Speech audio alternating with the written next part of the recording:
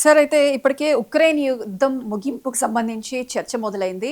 ఇటు ట్రంప్ పుతిన్‌కి పెద్ద గిఫ్ట్ ఇవ్వబోతున్నారు అనే అనుమానాలు కూడా వ్యక్తమవుతున్నాయి. అలాగే నాటో కూడా వెనక్కి తగ్గుతుందా అనే అనుమానం అయితే వ్యక్తమవుతోంది. దీనికి సంబంధించి ఏం చెప్తారు? ఎస్ అండి. ప్రస్తుతం మనం ఏంటంటే ఇరాన్ యుద్ధం మొదలైన తర్వాత మనకిక్కడ ట్రంప్ పుతిన్ విషయంలో చాలా వెనక్కి తగ్గినట్టు కనపస్తుంది. ఏ విషయంగా? ఇరాన్ యుద్ధం ఒక్కసారి మొదలైన తర్వాత యునైటెడ్ స్టేట్స్ ఆఫ్ అమెరికా తన యొక్క శక్తిని అంతటిని ఇరాన్ యుద్ధానికి కేంద్రీకరించడం జరిగిందనమాట. తద్వారా ఇరాన్ వెనకాల ఎవరు సపోర్ట్ చేస్తున్నారు అంటే పుతిన్, ముఖ్యంగా చైనాతో పాటు పుతిన్ ఉండడం. చైనా ఇప్పుడు పుతిన్ ముఖ్యంగా రష్యా యొక్క దాని గ్లోనాస్ లాంటి జీపీఎస్ లాంటి సిస్టమ్ ఇంటెలిజెన్స్ హెల్ప్తో, ఆ గైడెన్స్తోనే ఇరాన్ ప్రిసిషన్ గైడెడ్ మిసైల్తో ప్రిసిషన్ అటాక్ చేసి అమెరికా ఎయిర్ బేస్ని గల్ఫ్లో ఉన్న వాటిని దాడి చేయడం, వాటిని నాశనం చేయడం జరిగిద్దని చెప్తున్నారు. తర్వాత ఇరాన్కి రష్యా ఇచ్చిన S-400, S-300 లాంటి ఎయిర్ డిఫెన్స్ సిస్టమ్తో, కొంత కింజాల్ మిసైల్ టెక్నాలజీతోనే ఇరాన్ అంత ధైర్యంగా యుద్ధం చేసింది అనేది కూడా చాలా మనకి తెలుస్తూ ఉంది. కాబట్టి వెంటనే పుతిన్కి అమెరికా అధ్యక్షుడు మాట్లాడడం జరిగింది పుతిన్తో. తర్వాత పుతిన్కి ఏదైనా గిఫ్ట్ ఇచ్చారా అంటే గిఫ్ట్ ఇచ్చారే అని మనం చెప్పవచ్చు అనమాట. ఎందుకంటే ఇరాన్ యుద్ధం మొదలైన తర్వాత పుతిన్కి డైరెక్ట్ గిఫ్ట్ ఒకటి ఇవ్వడం జరిగింది. అదేంటి? రష్యన్ ఆయిల్ మీద అమెరికా విధించిన ఆంక్షల్ని అమెరికా ఉపసంహరించడం. తద్వారా ఇండియా కూడా ఆయిల్ ఇంపోర్ట్ చేసుకోగలిగింది. ఈవెన్ నాటో దేశాలు కూడా రష్యా నుంచి ఆయిల్ తీసుకెళ్ళినాయి. ఎందుకంటే హార్ముజ్ స్ట్రైట్ క్లోజ్ అవ్వడం వల్ల ప్రపంచంలో ఆయిల్ రేటు పెరగకుండా ఉండడానికి, రష్యా ఆయిల్ అంతర్జాతీయ మార్కెట్లోకి రావడానికి, తర్వాత రష్యా ఆయిల్ మీద అమెరికా, ముఖ్యంగా ట్రంప్ ఆంక్షలను తొలగించడం, ఇది ఒక్కటే మనకు డైరెక్ట్గా కనిపిస్తుంది. కానీ రెండో విషయం ఏంటంటే ఇక జెలెన్స్కీకి అమెరికా సపోర్ట్ మొత్తాన్ని తగ్గించినట్టు తెలుస్తుంది. ఈవెన్ జెలెన్స్కీ కూడా ఈ విషయం చాలాసార్లు మాట్లాడడం జరిగిందనమాట. ఎందుకంటే ఇరాన్ వెనకాల రష్యా ఉంటే రష్యాకి మీరు హెల్ప్ చేస్తున్నారంటూ జెలెన్స్కీ చాలాసార్లు ఆరోపణ చేశాడు. అంటే ఏంటి? పుతిన్కి ట్రంప్ చాలా పెద్ద గిఫ్ట్ ఇచ్చేశాడు ఉక్రెయిన్ యుద్ధానికి సంబంధించి అనేది మనకు అవగతం అయిపోతుంది. ఎందుకు? ఇప్పుడు యునైటెడ్ స్టేట్స్ ఆఫ్ అమెరికా ఈ ఉక్రెయిన్కి ఇస్తున్న మొత్తాన్ని హెల్ప్ని, మిలిటరీ సహాయాన్ని ఆపేసినట్టు తెలుస్తుంది.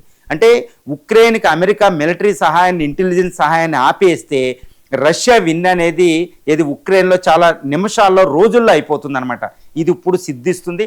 అందుకే రష్యా చాలా జాగ్రత్తగా ఈస్టర్ని పురస్కరించుకుని 2 రోజుల సీజ్ ఫైర్ను కూడా 4 సంవత్సరాల యుద్ధం తర్వాత ప్రకటించిందంటే రష్యా ఎంత ఎత్తుగడ వేస్తుంది ఇక్కడ చూడవచ్చు. అంటే ఏంటి? ఈ ట్రంప్ ఈ యుద్ధాన్ని ఆపిన క్రెడిట్ ట్రంప్కి ఇవ్వడం అనే ఒక కండిషన్తో పుతిన్కి ఏంటి, ట్రంప్ ఒక గిఫ్ట్ ఇస్తారన్నమాట. ఉక్రెయిన్లో ముఖ్యంగా డోన్బాస్, లుహాన్స్కు, ఈ డొనెట్స్కు, ఈ జపరోజియా లాంటి ప్రావిన్సులతో కూడిన డోన్బాస్ అనే రీజన్ని, అంటే ఉక్రెయిన్లో 20% ప్రాంతాన్ని రష్యా కోరుకుంటుంది. ఒక్కసారి ఆ డోన్బాస్ ప్రాంతం రష్యాకి ఇచ్చేస్తే రష్యా యుద్ధాన్ని విరమించేస్తుంది. ఇక ఉక్రెయిన్ మీద మళ్ళీ దాడి చేయదు. దాని అనుకున్న యుద్ధ లక్ష్యం పరిపూర్ణమైపోతుంది అనమాట. ఇది పుతిన్కి కావాల్సింది.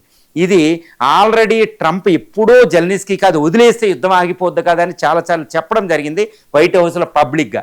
ఇప్పుడు ఉక్రెయిన్కి అమెరికా సహాయాన్ని ఆపేస్తే నాటో దేశాలు, అమెరికా లేని నాటో దేశాలు, ముఖ్యంగా యూరోప్ 30 దేశాలు ఎట్టి పరిస్థితుల్లో కూడా ఉక్రెయిన్ వెనకాల సహాయం చేయలేని పరిస్థితి.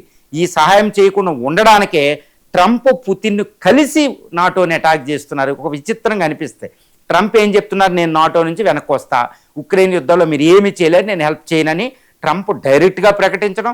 తర్వాత పుతిన్ కూడా రీసెంట్గా ఒక 24 గంటల ముందు యూకే దగ్గరికి తన nuclear submarine, Akula 2 class nuclear submarine పంపించి నాటోని బెదిరించడం, ఇంటర్నెట్ కేబుల్స్ని కట్ చేయడానికి ఆయన ట్రై చేయడం. అంటే ఏంటి? నాటో 30 దేశాలను ఛాలెంజ్ చేయడమే డైరెక్ట్ యుద్ధానికి. మీరు ఉక్రెయిన్కి సపోర్ట్ ఆపకపోతే నేను మీ మీద కూడా యుద్ధం చేస్తానని. ట్రంప్ ఏం చేస్తున్నాడు? ఆ రష్యా మీ మీద అటాక్ చేస్తే నేను రానని అయినా ఓపెన్గా చెప్పడం జరిగింది. రష్యాతో మీరే ఆడవండి అని. అంటే ఏంటి? ట్రంప్ ఆల్రెడీ రష్యా గిఫ్ట్ ఇచ్చినట్టే. రష్యా గిఫ్ట్ ఇవ్వడం వల్లే రష్యా ఇంకా నాటోని ఛాలెంజ్ చేయగలుగుతుంది. అంటే ఏంటి? ఇప్పుడు నాటో దేశాలు ఉక్రెయిన్ వెనకాల ఉండడమా లేదా తేల్చుకోవాలి. కానీ ప్రస్తుతం అక్కడ ఉన్నదాన్ని బట్టి నాటో దేశాల్లోనే విభజన వచ్చింది. ఈ యూరోప్ నాటో దేశాలు కూడా ఉక్రెయిన్కి సహాయం చేసే పరిస్థితులు అక్కడ లేవు, అమెరికా లేని నాటో. కాబట్టి ట్రంప్ పుతిన్కి గిఫ్ట్ ఇవ్వడం వల్ల, డోన్బాస్ అనే గిఫ్ట్ ఇవ్వడం వల్ల ఉక్రెయిన్ యుద్ధం ముగిసిపోతుంది. కొన్ని రోజుల్లో లేదా కొన్ని వారాల్లో 100కి 100% ఉక్రెయిన్ యుద్ధంలో శాంతి ఒప్పందం కుదురుతుంది. ఎటువంటి శాంతి ఒప్పందం అంటే అమెరికా ఆధ్వర్యంలో పుతిన్ మళ్ళా అటెండ్ అయ్యే అవకాశం ఉంది. అటెండ్ అయ్యి ఈ యుక్రెయిన్లోని రష్యా ఆక్యుపై చేసుకున్న రీజన్స్ని రష్యా ఇచ్చేయడం అని మాట్లాడతారు. అంటే ప్రజెంట్ స్టాటస్ కో అంటారన్నమాట. రష్యా ఆక్యుపై చేసుకున్న ల్యాండ్, రష్యా గత 3 నెలలు ఎక్కువ ప్రాంతాన్ని ఆక్యుపై చేసుకుంది. ఈ రోజుల్లో కూడా అది ఎక్కువ ఆక్యుపై చేసుకుంటుంది, ఎందుకంటే అమెరికా సపోర్ట్ లేదు, నాటో సహాయం చేయలేని పరిస్థితిలో ఉంది.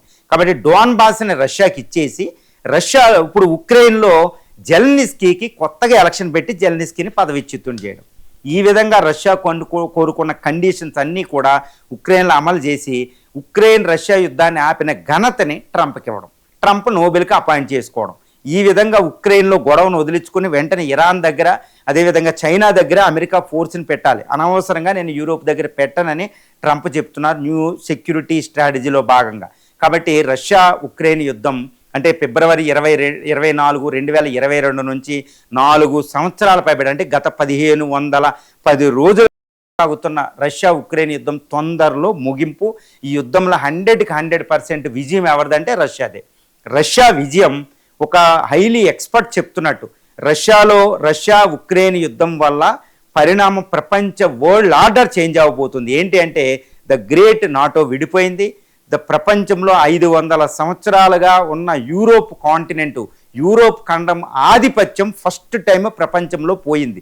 కాబట్టి రష్యా ఈ పని చేసింది. కాబట్టి రష్యాకి వెనకాల చైనా, ఇండియాలు సపోర్ట్ చేసినాయి. కాబట్టి ఏదో ఆయిల్ ఇంపోర్ట్ చేసుకుని, మినరల్స్ ఇంపోర్ట్ చేసుకుని దానికి బిలియన్స్ ఆఫ్ డాలర్స్ ఇవ్వడం వల్ల రష్యా యుద్ధానికి పెట్టుబడి పెట్టుకుంది.